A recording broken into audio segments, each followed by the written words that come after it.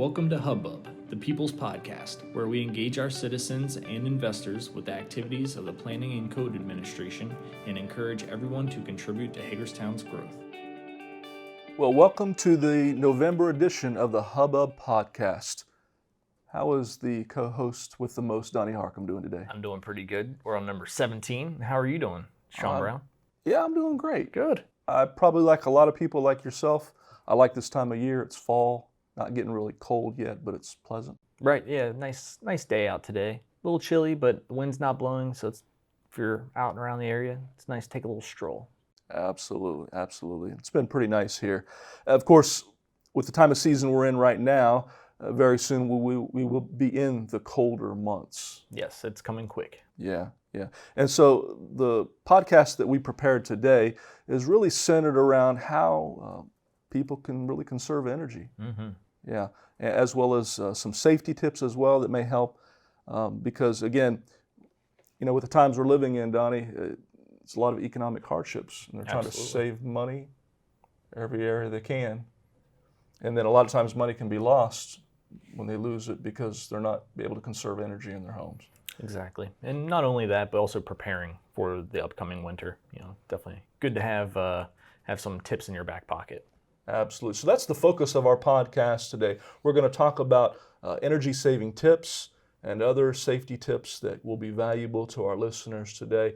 And when I think about today, I think about this podcast really being of help to those who maybe rent in our city, as in a lot of cities, because those who perhaps rent are not as in much control of where they live and only are limited in what you can do wherever you're renting, but there are things you can do to conserve money, because the last thing you want to do is spend a lot of money that you're trying to save in lost energy costs. So, yeah, very, very tight economic situation today. But today we're going to talk about a number of elements within the home that you could perhaps benefit from, saving some money. We're going to look at the elements such as the building itself. We're going to look at electrical, plumbing, and HVAC. So first of all, when it comes to our home, whatever it is, our apartment, just thinking just sometimes natural things that can help us to conserve energy. Think about the windows that face the sun at any given time during the day. There's free solar heat. So open up the curtains, let the sun shine in and get that natural heat. It's free, right? Mm-hmm. Yeah. So those are just things that you have to remember to do. And then, of course, your windows, a lot of heat, that is, can be lost through windows, especially if they're broken. Maybe there's older windows in your home and you're losing heat. You stick your hand up to the outside of the window sash and you can feel that cold air coming in. So just, we're not talking about an expensive fix there, a few dollars to maybe repair glass or weather stripping. It's going to go a long way in helping to save money on that back end when you have to pay your electric or your gas bill. And, sometimes you have the opportunity to insulate. Sometimes you may have an open attic or maybe an open floor space. Just check those areas and maybe insulate where possible. That can go a long way in helping to conserve heat within the home. It's really, again, sometimes understandably, people don't want to spend money on these things, but it helps you to save a lot of money on the back end if you implement them. Exactly. And like you mentioned earlier, it's not just for homeowners, not just for renters, because there's some things, like you said, renters just cannot do. They may not be able to replace windows without getting a hold of the owner first. But there's a lot of tips in here that we'll be able to give you that don't necessarily have to, run by your landlord or owner's permission. Yep. So the first thing we want to talk about here are electrical tips. These are a few tips that don't cost any money, but some that we should occasionally do. I urge everyone to turn off lights when they're leaving a room. Consider installing wall switches in convenient places. This helps everyone remember. And for some reason, my 1-year-old just has not figured this out yet. I don't know if he can't reach it or what, but he is not caught on to the whole light situation. Also, be sure to turn off the television when nobody's watching. And I believe Mr. Sean Brown, he informed me of something you do often. with your television. So you're calling me out on the show? I am. Okay. I am. We talked All about right. it. I have to call it out here. Yeah. I mean, it is a bad habit, especially maybe if I'm the only one home and I just, want to hear noise. And even I'll go sometimes down in the basement. I'll just leave the TV on. It can be running for hours. I know that's not the smartest thing to do. That's adding to my electrical bill. And, Right. So bad habit. It's a bad habit, but that's why we're here. It might not be something you've thought about previously. So maybe Sean will reduce some of these bad habits after this show. So Thank you for helping me my ways. we'll see. We also want to avoid opening the oven door for a peek when you're baking. We all do this on occasion, but each time you open the door, a considerable amount of heat leaves the oven. If your oven has an interior light, try using that instead. I know I make tons of frozen pizzas, and I'm guilty of this one, but I do try to use that light whenever possible. And so now we'll talk about electrical portable heaters. And remember, portable heaters are supplemental heat. The primary source of heat for a home should come from a permanent appliance or a fixture in your home. And if your furnace is broken or not functioning properly, make sure you call a licensed repair person to make the corrections. If you do not have the money to make the repairs, call your local jurisdiction. They may be able to help you. Here in Hagerstown, we have emergency grants administered through the Community and Economic Development Department, and you can call them at 301-739-8577, extension 111, as soon as possible, and they can potentially give you some of this grant money. All right, so now back to the portable heaters. You want to make sure you place these space heaters in an open area. They should be placed on a level, hard, and non-flammable surface so air can circulate around the room. And make sure you keep them at least 3 feet away from any flammable materials. And also remember to turn portable heaters off when you're leaving the room. Similar to Sean's bad TV habit, make sure you turn them off when you're leaving the room or going to bed. And if you like to be warmer at night, try using an extra blanket instead. Do not leave these heaters on overnight. And never use your oven to heat your home. It's very dangerous and expensive. And it's very dangerous to use your oven to heat a home, and this is something we see. It's not cheaper than running your electric baseboard heat, as some people do believe. And we have heard of people using their oven to dry their clothes. This does not sound like a good idea at all. It sounds very scary, so please do not do that. And I can speak to this one. I was on an inspection with an owner one day. The tenants were not home. They had to step out for a little bit, and we get there and their oven is wide open. It's wintertime, so it is awfully cold outside, but they were using their oven to heat the house when they weren't there. It boggles my mind, but people do it, and that's why we just want to give you a friendly reminder why you should not do that. Yeah, and we discussed that in a previous podcast. It's really not efficient as one thinks it is. Exactly. But so another important element that can really, and when we think about it, it can be huge when it comes to cost-saving tips, and that is with our plumbing. Just some really nice, reasonable water-saving tips that can help us.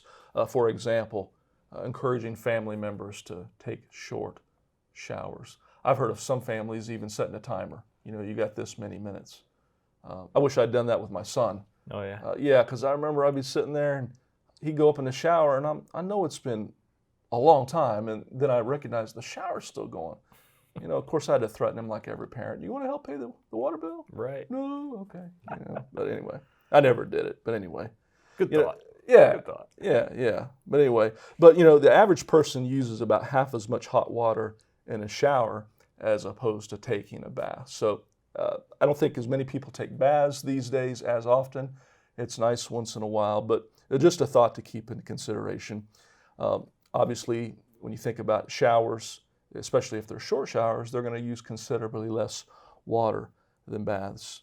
And another point is, turn off water. Sometimes there are things that we do in the bathroom, such as brushing our teeth or even shaving, not leaving the water go the whole time, but turn it off when we're in the middle of that routine. It's estimated that about 1,000 gallons per year per person could be saved if one did that. Do you have any confessions, Donnie, speaking of calling people out? Wow. All right, so we're going to do it this way. All right.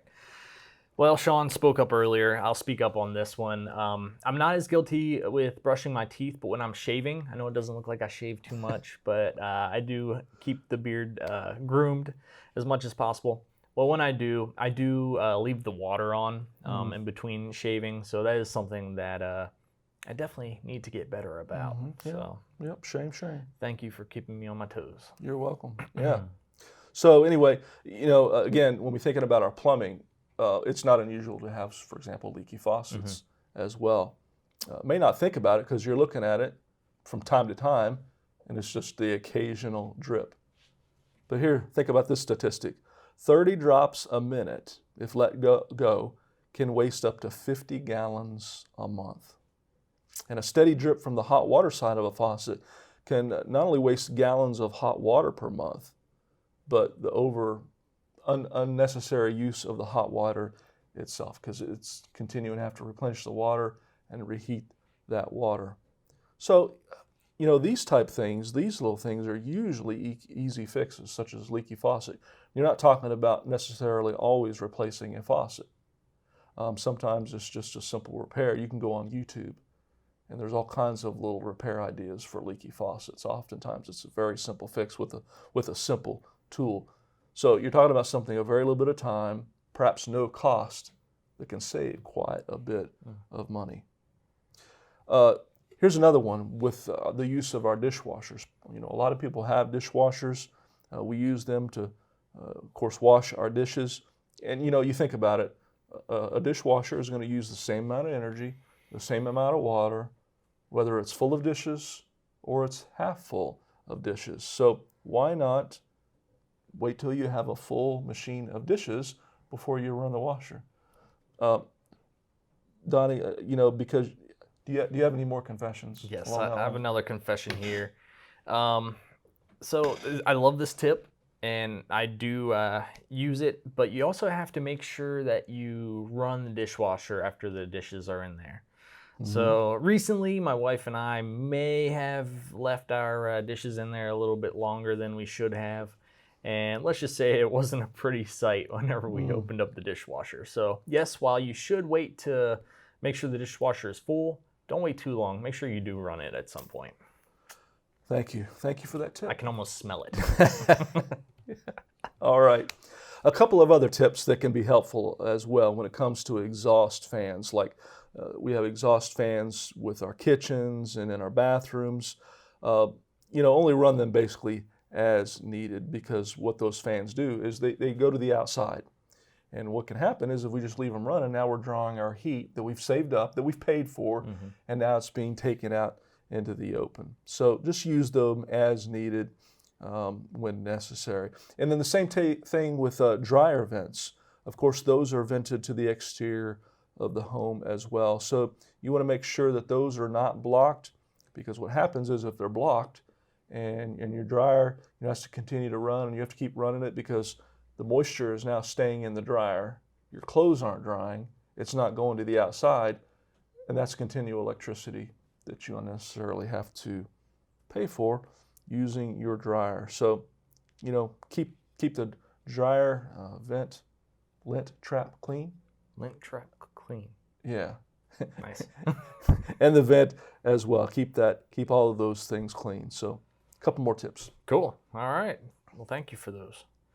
We're just all about saving people money in this episode. So I want to give you some more money-saving tips in regards to your HVAC system. So make sure the heat can actually get into your room.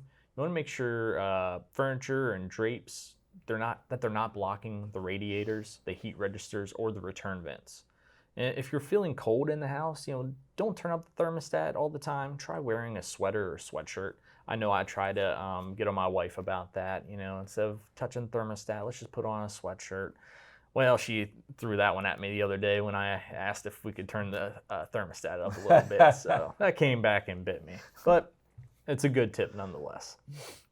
And make sure you're checking your furnace filter at least once a month during the heating season, and clean or replace it as needed.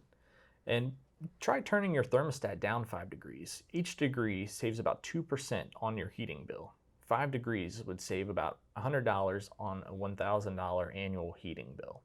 And remember, local jurisdictions do have a minimum heating requirement.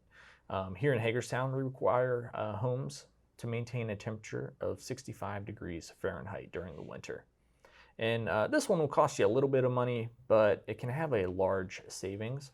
Make sure you try to install a programmable thermostat, and it will do all the work for you.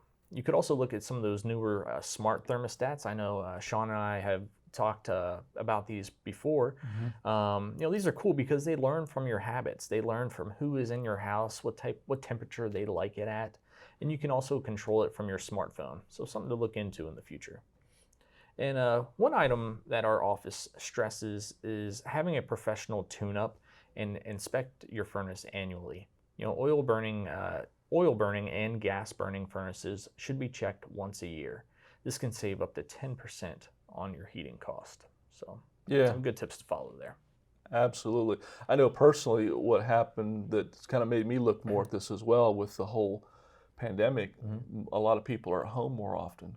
Good point. And I'm on the 6-month, budget plan. Sure. So what they do is they, take your 6 months and they average it. So you kind of know how much your payment is going to be for 6 months, and then it'll reset.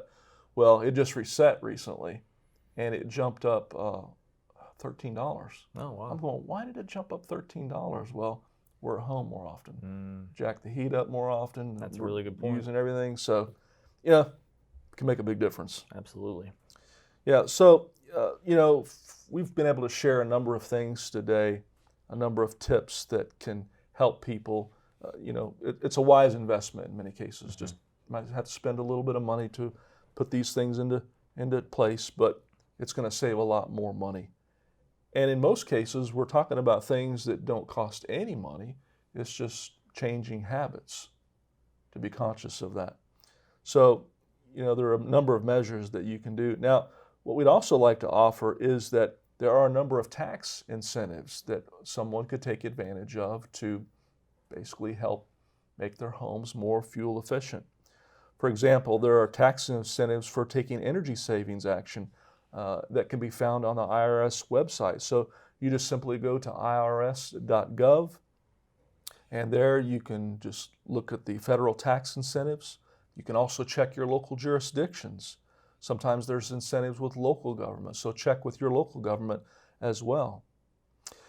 And so what we're going to do now is cover some typical questions and answers about the federal energy incentives for residential properties that sometimes people will ask. So, for example, some will say, well, are there any incentives for making my home more energy efficient by installing alternative energy equipment? Well, the answer is yes. There is a residential energy efficient property credit that allows for a credit equal to the applicable percent of the cost of qualified property. And so qualifying properties are solar electric property, solar water heaters, geothermal heat pumps, small wind turbines, and fuel cell property. I had to look that one up. I didn't know what fuel cell property was. It's kind of complex. I don't know if I've ever seen it, but basically it's a technology that takes natural resources, and there can be a number of different ones, and converts it into electricity. Oh, wow. So, you could read on that. But this fuel cell property is subject to a limitation, which is $500 with respect to each half kilowatt of capacity of the qualified fuel cell property. I know that's complex and technical, but if you look that up, you can find a lot on that. So another question, is a roof eligible for the residential energy efficient property tax credit? Well, in general, it's not, because traditional roofing materials and structural components, they're not contributing necessarily to the overall efficiency. So they don't qualify for the credit. However, there are some what are called solar roofing tiles and solar roofing shingles. Some nice technology there. And these types of shingles that are solar collecting, they capture the sun's energy, and so they kind of have a dual function. They do protect your roof like traditional shingles, but they also function as solar electric generators. And so that's why those types of roofing components can qualify for the credit. Components such as roofs, decking, and rafters, that really just serve the purpose of roofing or structural function, they do not qualify for the credit. So something else one can think about. Yeah, that's some really good information. I'm curious to learn a little bit more about those fuel cells. So Yeah. thanks for bringing those up. All right, so what improvements qualify for the residential energy property credit for homeowners? In 2018, 2019, and 2020, an individual may claim a credit for 10% of the cost of qualified energy efficiency improvements and the amount of the residential energy property expenditures paid or incurred by the taxpayer during the taxable year. And this does have an overall credit limit of $500. Qualified energy efficiency improvements include the following qualifying products: energy efficient exterior windows, doors, and skylights, roofs, metal and asphalt, and roof products, and insulation. Residential energy property expenditures include the following qualifying products: energy efficient heating and air conditioning systems, water heaters, natural gas, propane or oil, and biomass stoves. And please note that the qualifying property must meet the applicable standards in the law. So the residential energy property credit, which expired at the end of December 2014, was extended for 2 years through December 2016 by the Protecting Americans from Tax Hikes Act of 2015. That's a mouthful. The Consolidated Appropriations Act 2018 extended the credit through December 2017. The non-business energy property credit expired on December 31st, 2017, but was retroactively extended for tax years 2018, 2019, and 2020 on December 20th, 2019 as part of the further Consolidated Appropriations Act. The credit had previously been extended by legislation several times, so this is something that's been ongoing for quite some time, and it keeps getting extended, which is nice. Mm-hmm. So who qualifies to claim a residential energy property credit? Are there limitations? Well, you may be able to take these credits if you made energy saving improvements to your principal residence during the taxable year. So in 2018, 2019, and 2020, the residential energy property credit is limited to an overall lifetime credit of $500. And this is a $200 limit for windows. And there are also other individual credit limitations. So $50 for any advanced main air circulating fan, $150 for any qualified natural gas, propane, or oil furnace or hot water boiler, and $300 for any item of energy efficient building property. So the residential energy property credit is non-refundable. A refundable tax credit allows taxpayers to lower their tax liability to zero, but not below zero. So if you want any further information on those, I will link some of this information in the description of the podcast. I know that was a lot. So I'll post some links there so you can read up a little bit more on it. Could you go over it again? My mouth's a little dry, but thanks. All right. Never mind then. Yeah. So a lot of good, helpful information there. And so, with that, we've given a number of tips on how to save money in your home. With Hagerstown, again, we have a lot of older structures. Absolutely. And it can be difficult to come up with energy-saving ideas for them. At the same time, we do have a lot of growth in the city, right? We got a lot of newer homes and renovated homes. People are doing major renovations, staying in their homes and improving them. And it's good to know that there are a lot of code requirements to help that as well. In fact, we even have an energy code, which is part of the history of our codes as well. So when did these energy codes start coming around? Mostly it's people who build that are going to be familiar with these energy codes, but it's really important for everybody to kind of be familiar with. So where did these start? Well, back in 1975, there was the American Society of Heating, Refrigeration, and Air Conditioning Engineers, or ASHRAE. And this was approved, they approved the energy conservation and new building design standard. So we're talking about, again, 1975, the mid-70s, and for those who were around then, experienced the energy crisis. Some probably remember the long lines waiting at the gas pumps. You might be in a line for an hour or more because everything was rationed. That's wild. So starting then they realized that they needed to put some things into place to conserve energy. So although there was a standard in the 1970s, a formal code book was not created until 1981 with the Mode Code for Energy Conservation. And that in turn evolved into the 1983 Model Energy Code, or MEC. And so the Department of Energy provided the contract to create the 1983 MEC with content based on ASHRAE Standard 90. So kind of a hybrid, put these things together to come up with an energy code. So, of course, since then, these codes have continued to evolve. And as the codes have evolved since 1975, there's, of course, been new standards naturally. As we've talked about in past podcasts, technology continues to evolve, and building construction is not exempt. There's always improved methods and materials. So these energy codes have had to move along with them. So, for example, in 2006, what were created was the climate zone maps, and they were improved and consistent for all codes. And this was really just a major step to ensure consistency.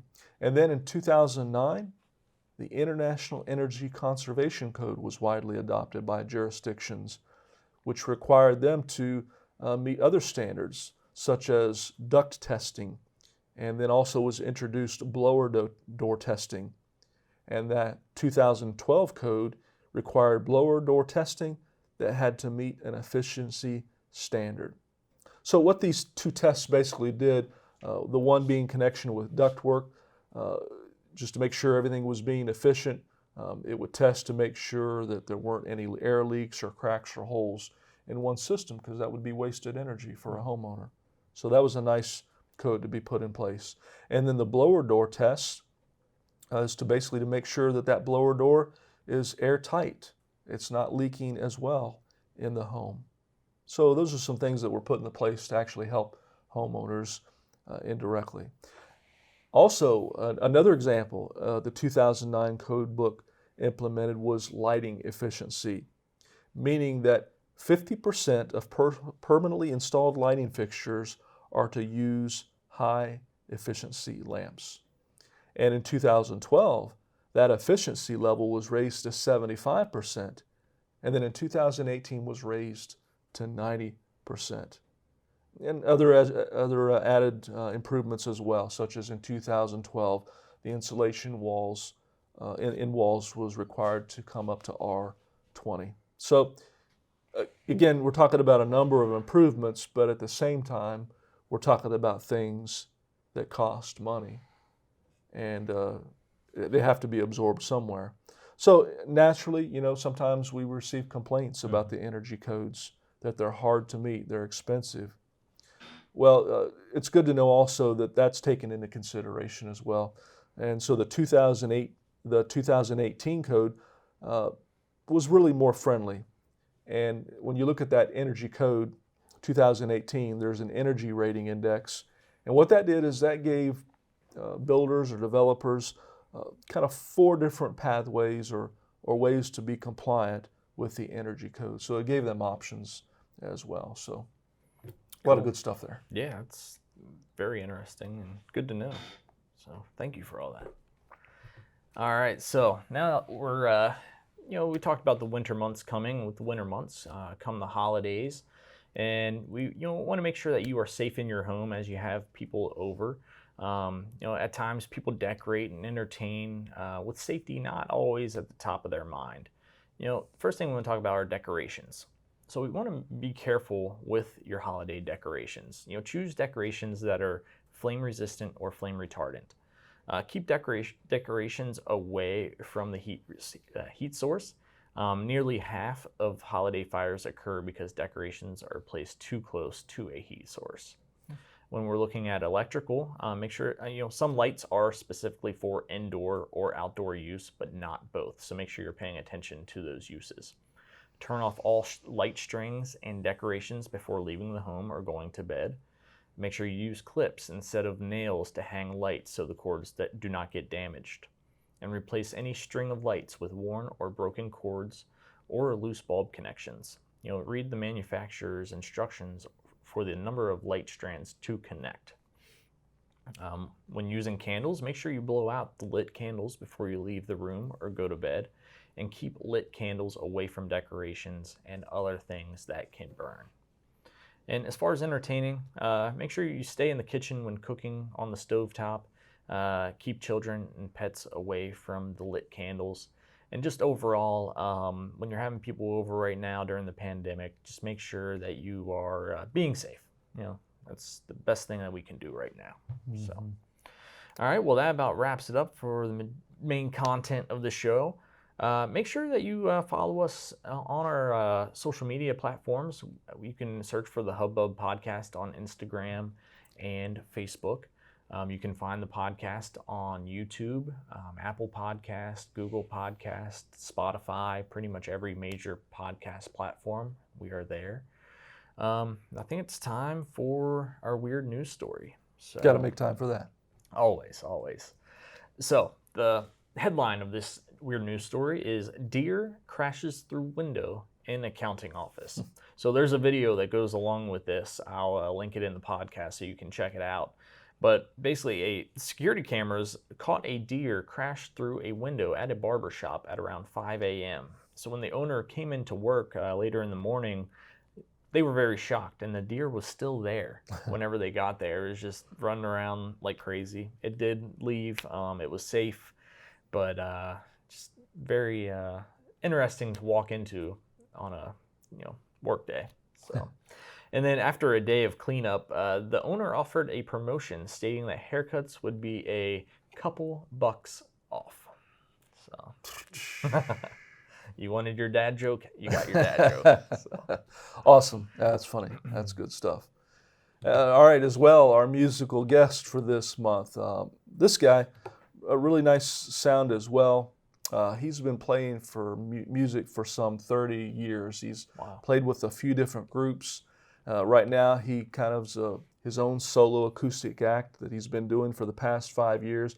And he plays all over surrounding states and all kinds of venues, breweries, wineries, local restaurants. He's still performing in some places. Okay. He's still going. Yeah. Brian Nichols is who we're talking about. And he actually works for our local Washington County as well. Very cool. So, yeah, he's very much a local guy. And, listen to his music. He covers a lot of different genres of music, country, classic rock, you name it. Really nice sound, really kind of easy listen. And so, of course, you can find Brian Nichols. Look him up on social media. He's got a Facebook page. Brian Nichols, the acoustic musician, is actually his Facebook, so you can kind of narrow it down. Good to know. So, yeah, so let's take our show out listening to our musical guest, Brian Nichols.